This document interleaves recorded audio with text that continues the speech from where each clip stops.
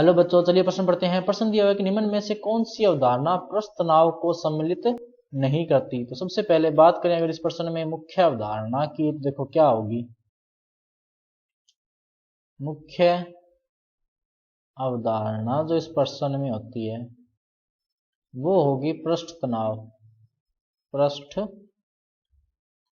तनाव, तो देखो पृष्ठ तनाव के कारण, पृष्ठ तनाव के कारण पारे के बूंद, पारे के बूंद गोलीय आकार की होती है। गोलीय आकार की होती है। क्या होती है? गोलीय आकार। क्योंकि पृष्ठ तनाव के कारण वो क्या करता है, अपना पृष्ठीय क्षेत्रफल कम से कम करने का प्रयास करता है, जिसके कारण उसका आकार जो होता है वो क्या हो जाता है, गोलीय आकार हो जाता है। दूसरा जो इसमें आता है कि पृष्ठ तनाव के कारण ही, पृष्ठ तनाव के कारण ही द्रव जो होते हैं वो केश नली में चढ़ते हैं, केश नली में ऊपर चढ़ते हैं, ऊपर चढ़ते हैं।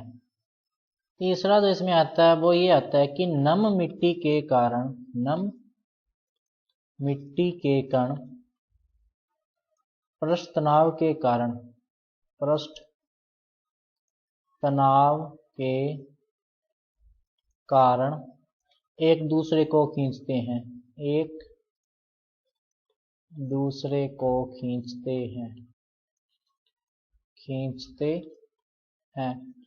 तो ये जो तीनों अवधारणाएं हैं ये तो पृष्ठ तनाव को शामिल करती है, लेकिन इसने ये जो दे रखी है कि द्रव किसी निश्चित सतह पर बहते हैं, तो ये जो अवधारणा है या ये जो परिघटना है कि द्रव